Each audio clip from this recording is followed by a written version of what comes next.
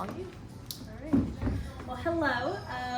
This is Jenny McDonald with Jenny Dawn Cellars. We are very excited to talk to you today and get a little bit more information about your winery and everything that you have going on as a young entrepreneur. My name is Allie, and I am a graduate of the Hospitality Management Department at Fort Hays State. So we'll just jump right in.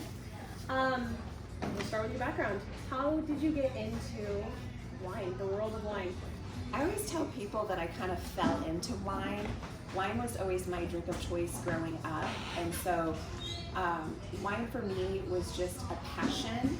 And whenever you're around people, I feel like a good meal, a good glass of wine is just a moment. So for me, I actually wanted to start making wine at home, more for economic reasons. I was spending a lot of money on wine and wanted to see if I could make it less than what I was paying on the retail shelf. And after some time, I started with kind of kit wines that gave you the step-by-step instructions. And then I would start getting grapes and fruit from local growers. And then I started working with some California wineries and getting juice and turning that into wine. That's so cool. Yeah. That is so fun. And it went, so how, the first time you made your own wine, how did that go? Was that a huge learning process for you? It really was. So it was back in 2014, and I was just making wine in my basement. And what was funny, I started with a Riesling, and I wanted it to be a dry Riesling. I have a preference more for dry wines, but it just didn't taste the best dry, so I added some sugar, and then I'm like, ooh, this is actually a nice sweet wine. So that's where I kind of got into really realizing that the overall taste profile has so much to do with personal preferences. So that made me want to really explore consumer wine preferences while I was in college on my thesis, working on my thesis. So I had like 80 people try 24 different wines and give me all of the sensory feedback around appearance, aroma, body, taste, and finish. And that really helped me understand kind of what Kansas palates were like. And you did that back in 2014, 2015? I did that right around 2015 and 2016. What did you learn? You know, it was interesting. It was a mixed bag. So I found that there were a certain demographic of people that really liked kind of some of the noble grapes. So the Pinot Noirs, the Chardonnays, the Cabernets. And but then also there was a group of folks that really liked kind of that sweeter wine, something a little bit more fun, really approachable. And so that really informed me as entrepreneur that to have a successful winery in Kansas, I needed to cater to both audiences. Sure. Well, very cool. So you opened Jenny Dawn Cellars very recently, right? Just about a year ago. Yeah, so I started my company in 2016, started making wine in Napa in 2017 under Jenny Dawn Cellars, but at that point in time we were a Napa Valley wine brand. And then I used all of the wines that we made as kind of like a case study to say, okay, my wines are selling, I think this could work. And then we invested in our space at Union Station and opened in November of last year. So we're coming up on that year mark as a full production Kansas winery. That is very exciting. Congratulations. Thank Almost you. 1 year. Being very new in the business, how has COVID affected you? Yes, the coronavirus has definitely had a huge impact on my business in particular. We had to shut down in March, and we really stayed shut down for guests coming into the tasting room through the end of May. And then it was kind of good timing because I was in the middle of a big bottling project. So 2 of the wines that I was making and bottling are right here at the table. So it was good because I could really focus on the winemaking and wine production. But then in June, we were able to open, release the wines. We had record sales. We were open for about 6 weeks, and then we had to shut down again. So it's just been up and down. It did allow us to expand our footprint online. We now have the ability to ship to 38 states, and then we offer curbside pickup and to go during the times that the tasting room was closed. That is very awesome, and Stacey and I were talking about this earlier with you, but your website is very, very user-friendly, and it's very visually appealing. You can always find whatever you need.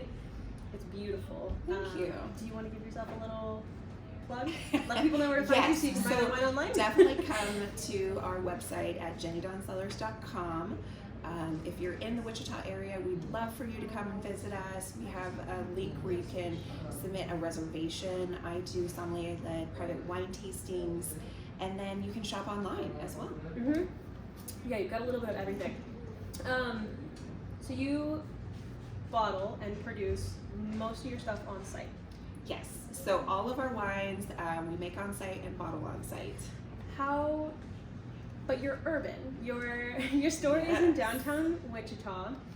What sort of challenges has come about, or how have you had to adapt in order to make that sort of almost rural feeling found in a downtown big city? Yeah, absolutely. So the whole premise of Jenny Dawn Cellars is to be able to source the finest grapes, fruit, and juice from growers all across the nation. So we work with growers out in California as well as here in Kansas. That can be a little problematic because we don't have our own stockpile of fruit or grapes to go to. Sure. So we really have to have good relationships with those growers to ensure that we have that supply chain really built out. But it does give us some flexibility, though, where we can actually make wine all year round instead of kind of going through that harvest cycle where you make most of your wines kind of in the fall time and then you're kind of bottling towards the end of the year. Got it. So we just kind of have this continuous process. That's probably very helpful Yeah. for selling. Yeah, absolutely. So that brings me to these very fun questions about your equipment that you have on site. Like, what sort of processes do you use? I feel like it's probably a big production to get everything that you have several different types of wine now that you produce. So how does that all work on your Yes, so we have about 2,000 square feet of space inside and 1,500 square feet of space outside on our patio. So we call our patio a crush pad. So we bring in all of the grapes and berries and apple juice, and we have to weigh everything. If it's like our grapes, I got some Frontenac grapes about 3 weeks ago, and so I put those through the crusher destemmer, and then extracted the juice, and then put the seeds and the must back in with the juice and started fermentation. So I do all of that on the crush pad. And what's nice is I have these garage doors that I can open up and my hoses kind of go inside and outside to my tanks, which is really nice. And I just pump everything into my tanks. So what made you want to, because it's very fun that you're in such an urban area. What made you want to do that? It's kind of outside the box. It is outside the box. For me, as a wine connoisseur, I love going to wineries and vineyards, but that experience wasn't approachable during the work week, or I should say accessible during the work week. And so I wanted people to be able to come to the winery and see that typical agriculture process taking place right there in the urban setting. So about a week ago or so, I was processing my blackberries. So I was scooping the blackberries into the press, pressing them on a Wednesday night, and our patio was full of people, and people were taking pictures and asking a lot of questions, and it was just a fun kind of interactive process. That is very cool. Yeah. That is very awesome. So, do you have a particular, coming from Napa area, do you have a particular wine region that has influenced your wines and what you try and achieve? Yeah, that's a really good question. So I have an affinity right now for the Sonoma Valley, Sonoma Coast area. We've had 2 Chardonnays from those regions. Our Sonoma Coast actually won Best of Class in the San Francisco Chronicles Wine Competition in 2019, and our Sonoma Valley got a silver medal this year. And so those wines are just really crisp, great green apple pear notes, and they're unoaked, and so it's something that a lot of people can enjoy.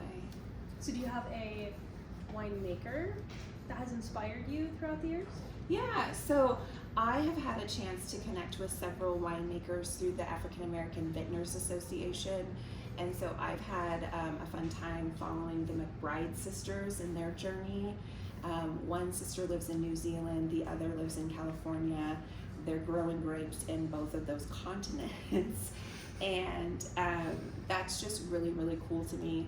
And then Andre Mack, he is a winemaker who has been, he's a sommelier, kind of like my story, and just has a different approach to his winemaking, which I find kind of fascinating. So. Very fun. Yeah. Very fun. You are going through these questions so fast. You grow grapes in Kansas, yes? Yes. How do those differ from grapes in more standard wine areas? What kind of flavors? Is the limestone that affects it? Sunlight? Very good question. So I am growing in the city. Our family purchased an acre of land about 3 years ago. It was like 2017 timeframe. And we've been cultivating it. And then last year we planted Traminette and Brianna vines. And so those are both grapes that do well in heat as well as cold. So here in Kansas we have such high swings in temperature. And so a lot of hybrid grapes do well. And really you have to kind of look at the microclimate of the vineyard. So for us, we have a lot of trees around our area, which can be good and bad. I actually want to set up like a bee colony just so that there is more pollination going on. Sure. Yes. So even kind of the bushes and the ground covering that you use really affect how the grapes are growing and the nutrition that's going back into the soil. So we're very cognizant of all of that. We actually did not have a very good growing year. We got a late frost in April that wiped out all of our peaches, and our apples have a lot of pretty leaves, but the blooms, I think, died off. So last year we had peaches, we had apples. This year not so much. I've heard that from other folks in the Wichita area. So every year you just never know what you're gonna get. We're actually gonna plant some more grapevines this fall because we're not as busy in harvest as a lot of growers. A lot of growers here in Kansas don't plant in the fall because they're picking, but we think this is gonna be a good time to plant some vines. The weather's really nice right now. So we're excited to expand. Very fun. Can people visit your vine in your vineyard out there? Is that another location? They can. There's not a lot to see, and we don't even have any signage up because we've been trying to be respectful of our neighbors. We are in like a residential kind of area. That's cool. And so we try and be kind of low key. We've not had any theft, vandalism, damage, none of that sort. So we're really grateful. Yeah, knock on wood. Knock on wood. I feel like the neighbors are really protective of our space because they're grateful that we kind of came in and beautified that area. Yeah, I bet. And then if you put a colony out there, a colony of bees, I bet there's all their gardens are going to do great too. Absolutely. So one word we really, really love in our wine class is terroir. How do you incorporate your own little culture and your terroir into your business and your vineyards and your wines? That is a good question. So I feel like the Union Station wine has kind of the best terroir story. So this was the grapes were grown in Manhattan, Kansas, and they have kind of a hillside vineyard that has limestone soil. So this wine is going to present itself like a Chablis from France. So in France, there are so many hill slope vineyards, limestone soil. So this wine has a lot more minerality in it. You still get a little bit of the green apple pear notes. I get a lot of lime zest, and that is coming from the ground. It's coming from all the nutrients that are in the soil, which is really cool. Our Sonoma Valley Chardonnay is much more fruit forward. So again, it just goes back to the tin rule. Yeah. Perfect. Very cool. So, within our degree field in hospitality management, we have to have an internship. I think that what you do is very, very fun, and there's a lot to learn as far as a business, but as far as the hospitality industry as well. Do you accept interns? Yes, we would love to have an intern this next summer. So one of the things that we have done is expanded our food offering.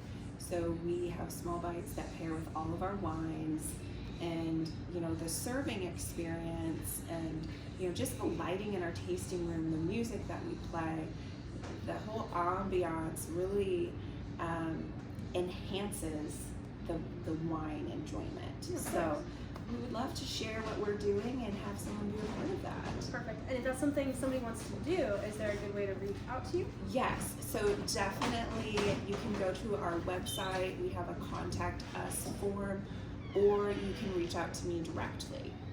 Perfect. Is there any questions you think I missed? Is there anything that you want to tell aspiring hospitality students and professionals? Any advice?